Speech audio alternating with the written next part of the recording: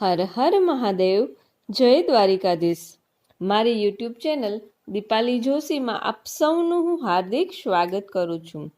તો મિત્રો, આજના આ સુંદર વિડીયોમાં આપણે જાણવા જઈ રહ્યા છીએ કે અજા એકાદશીના દિવસે શું કરવાથી ભગવાન વિષ્ણુની કૃપા પ્રાપ્ત થાય છે અને સાથોસાથ માતા લક્ષ્મીની પણ કૃપા અવશ્ય પ્રાપ્ત થાય છે।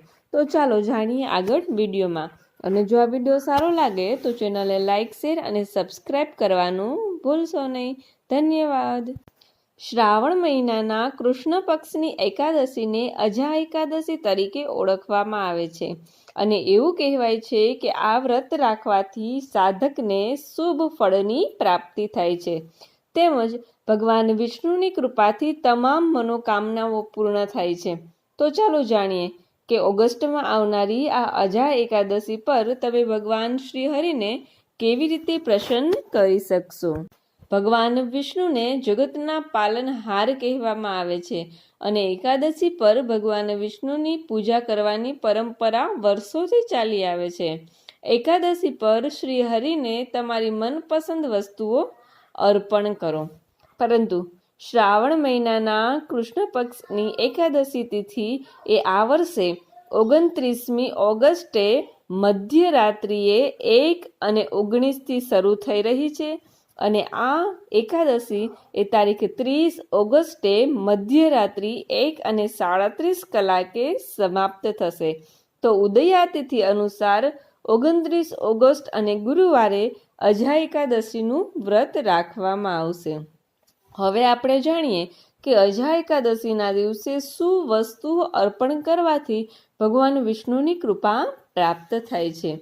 અજા એકાદશીના દિવસે ભગવાન વિષ્ણુની પૂજા દરમિયાન તેમની મૂર્તિને બાજોટ ઉપર સ્થાપિત કરતી વખતે ધ્યાન રાખો કે બાજોટ પર પીળા રંગનું સ્વચ્છ કપડું પાથરવું જોઈએ અને એની સાથે જ ભગવાન શ્રી હરિને પીળા રંગના વસ્ત્રો પણ અર્પણ કરવા જોઈએ। પૂજામાં ભગવાન વિષ્ણુને હળદર, પીળા ચંદન, અક્ષત, પીળા ફૂલ, અત્તર, અગરબત્તી આવી વસ્તુઓ અર્પણ કરવી જોઈએ। આનાથી તે ખૂબ જ ખુશ થાય છે। તેની સાથે ભગવાન વિષ્ણુને તુલસીની ડાળ પણ અર્પણ કરો અને તેમના પ્રસાદમાં તુલસી દળ નાખવાનું પણ ભૂલશો નહીં તો તેમનો પ્રસાદ એ અધૂરો માનવામાં આવે છે। તમે ભગવાન વિષ્ણુને પીળા રંગની મીઠાઈઓ પણ અર્પણ કરી શકો, જેમ કે ચણાના લોટના લાડુ અથવા તો બાસુંદી અને મિશ્રી। આવી રીતે પૂજા અને અર્ચના કરી અને ભગવાન વિષ્ણુની સાથે અજા એકાદશી પર લક્ષ્મીજીની કૃપા પણ પ્રાપ્ત કરી શકાય છે। આ પછી દક્ષિણાવર્તી શંખમાં કેસર મિશ્રિત કરી અને દૂધ લો અને તેનાથી ભગવાન વિષ્ણુનો અભિષેક કરો। આ દિવસે ભગવાન વિષ્ણુના મંત્રોનો જાપ કરવો પણ ખૂબ જ શુભ માનવામાં આવે છે।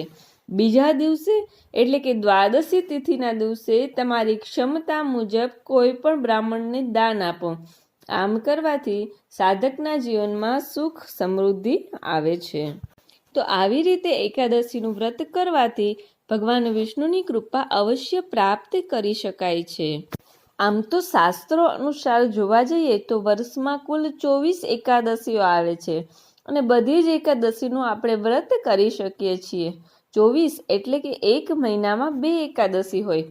દરેક એકાદશીના વ્રતનું અલગ અલગ મહત્વ હોય છે। શ્રાવણ માસના કૃષ્ણ પક્ષની એકાદશી તિથિનું પણ વિશેષ મહત્વ છે અને એટલે જ એને અજા એકાદશી કહેવાય છે। આ વખતે અજા એકાદશી પર 3 શુભ સંયોગ બની રહ્યા છે। આ વખતે અજા એકાદશીના વ્રતનું વિશેષ મહત્વ છે। એવું માનવામાં આવે છે કે વ્રત રાખનાર વ્યક્તિની તમામ પરેશાનીઓ અને પાપ દૂર થાય છે। શ્રાવણ મહિનાની આ એકાદશીના દિવસે 12 રાશિમાંથી 3 રાશિના લોકો પર ભગવાન વિષ્ણુની કૃપા થવાની છે। તો હવે આપણે જાણીએ કે આ અજા એકાદશીના દિવસે કયા 3 શુભ સંયોગ બની રહ્યા છે અને કઈ રાશિઓ ઉપર ભગવાન વિષ્ણુની અધિકતર કૃપા બની રહેશે। તો અજા એકાદશી એ શ્રાવણ મહિનાની કૃષ્ણ પક્ષની એકાદશી છે અને આ એકાદશી એક ગુરુવારના રોજ છે. તો 3 સંયોગમાંથી પ્રથમ સંયોગ એ ગુરુવારનો છે, કારણ કે ગુરુવાર એ ભગવાન વિષ્ણુને ખૂબ પ્રિય છે અને ગુરુવાર એ ભગવાન વિષ્ણુને સમર્પિત છે. બીજો સંયોગ એ સર્વાર્થ સિદ્ધિ યોગ અને ત્રીજો સંયોગ એ સિદ્ધિ યોગ બનાવી રહ્યો છે. હવે આપણે જાણીએ કે આ 3 રાશિઓ ઉપર ભગવાન વિષ્ણુની કૃપા એ અધિકતર રહેશે. પહેલી રાશિ છે મિથુન, બીજી રાશિ છે સિંહ અને ત્રીજી રાશિ છે કન્યા રાશિ. પહેલી મિથુન રાશિ. મિથુન રાશિના જાતકોને અજા એકાદશી પર સર્વાર્થ સિદ્ધિ અને સિદ્ધિ યોગનો લાભ મળશે. સંપત્તિમાં વધારો થઈ શકે છે. તમે જે કાર્ય શરૂ કરવાનું વિચારી રહ્યા છો તે જલ્દી જ સફળતાપૂર્વક પૂર્ણ થશે. આ રાશિના લોકો પર ભગવાન વિષ્ણુ અને માતા લક્ષ્મીની વિશેષ કૃપા થવા જઈ રહી છે. ત્યાર પછી બીજી રાશિ છે સિંહ રાશિ. સિંહ રાશિના લોકોનું માન અને સન્માન વધશે. તમારો આત્મવિશ્વાસ વધશે. સંપત્તિમાં વૃદ્ધિ થશે. કાર્યક્ષેત્રમાં પરિવર્તનની સંભાવના છે, પરંતુ નિર્ણય લેતા પહેલા સમજી વિચારીને કાર્ય કરવું. શૈક્ષણિક કાર્યમાં તમને સફળતા મળશે. ભગવાન વિષ્ણુની તમારા ઉપર વિશેષ કૃપા રહેશે. ત્યાર પછી ત્રીજી રાશિ એટલે કે કન્યા રાશિ. કન્યા રાશિ માટે અજા એકાદશી એ ખૂબ લાભદાયક રહેશે. ભગવાન વિષ્ણુ અને માતા લક્ષ્મી પર તમામ પ્રકારે તમારા ઉપર કૃપા રહેશે. વેપારમાં પ્રગતિ થઈ શકે છે. નોકરીમાં પ્રમોશનની સંભાવના છે અને તમારી મહેનત એ જલ્દી જ પ્રમોશન મેળવવામાં મદદ કરશે. તો આવો શુભ સંયોગ એ આ એકાદશીના દિવસે બની રહ્યો છે. ભગવાન વિષ્ણુને અને મા લક્ષ્મીને પ્રાર્થના કરીએ કે દરેક વ્યક્તિ કે ભાવપૂર્વક દિલપૂર્વક એકાદશીનું વ્રત કરે, એના ઉપર જીવનભર તમારી કૃપા એ અવિરત વર્ષાવતા રહેજો. ધન્યવાદ.